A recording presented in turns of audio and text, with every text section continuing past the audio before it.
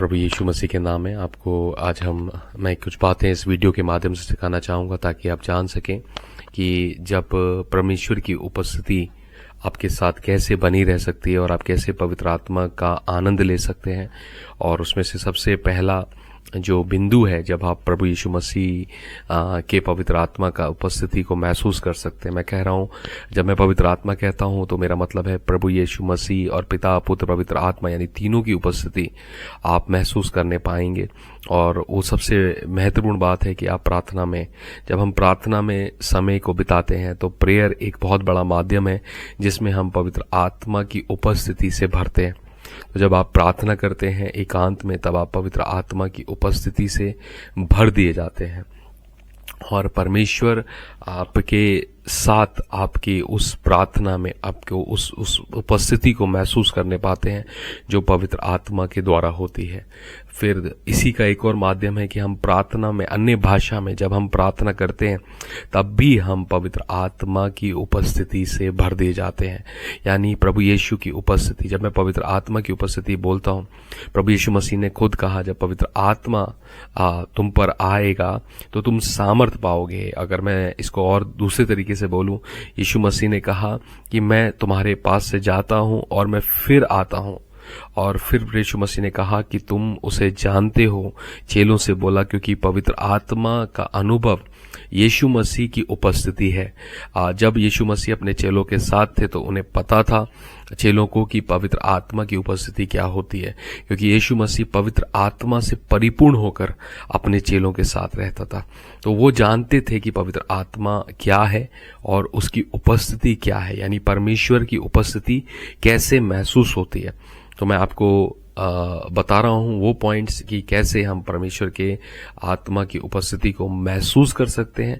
इनमें से सबसे पहला पॉइंट है कि प्रार्थना के माध्यम से, जब हम प्रार्थना करते हैं, एकांत में बैठते हैं, परमेश्वर के साथ समय बिताते हैं, तो हम परमेश्वर की उपस्थिति से भर दिए जाते हैं।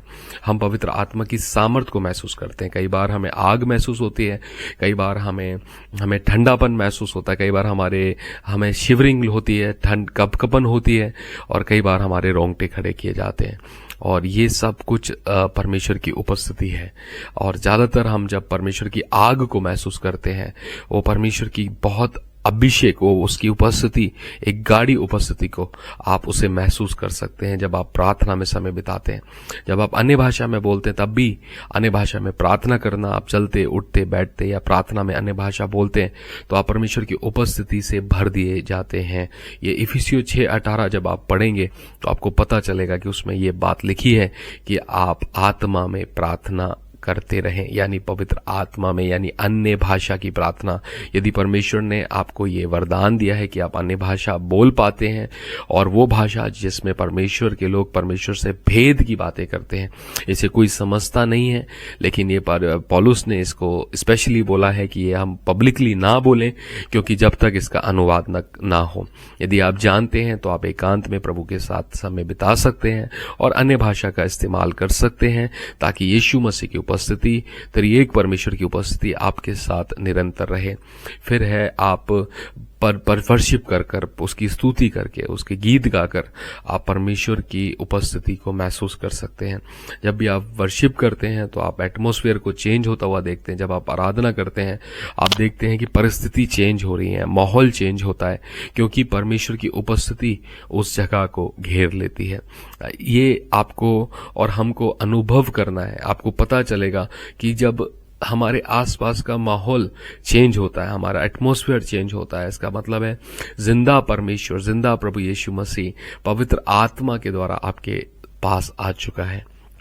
मैं आपसे फिर कह रहा हूं, पवित्र आत्मा का भरना अंदर है और आपके चारों ओर भी प्रभु यीशु मसीह वास करता है। जब आप उसकी आराधना करते हैं, जब आप उसकी वर्शिप करते हैं, जब आप प्रार्थना करते हैं तो वो वहां मौजूद होता है। उसका वायदा है जब आपको वो कभी नहीं छोड़ेगा। और लिखा है प्रभु तो आत्मा है और जहाँ कहीं भी प्रभु का आत्मा है वहाँ स्वतंत्रता है। फिर है परमेश्वर के वचन को पढ़ के, अगर आप परमेश्वर का वचन पढ़ते हैं और उसमें समय बिताते हैं तो याद रखिए आप परमेश्वर के आत्मा की उपस्थिति जरूर पाएंगे। यीशु मसीह ने कहा कि ये मेरा वचन है और जब पवित्र आत्मा आएगा तो मेरे वचन में से ले लेकर तुम्हें बताएगा। यानी जब हम वचन को पढ़ेंगे तो पवित्र आत्मा हमारी सहायता करेगा कि हम वचन को सीख सकें, समझ सकें, तब भी आप पवित्र आत्मा से परिपूर्ण होते हैं। फिर है जब हम एकांत में जब समय बिताते हैं, थोड़ा समय अपने आप परमेश्वर को देते हैं, हम चुपचाप बैठते हैं और उसकी आवाज़ को सुनने की कोशिश करते हैं, तब भी हम पवित्र आत्मा की आवाज़ को पाते हैं। ये बिल्कुल ऐसी धीमी आवाज़ है जो एलिया ने सुनी, ये वो आवाज़ है जो मूसा ने सुनी, ये वो आवाज़ है जो परमेश्वर के प्रेरितों ने सुनी, जो यीशु मसीह के चेलों ने सुनी। वैसे ही प्रभु बात करते हैं।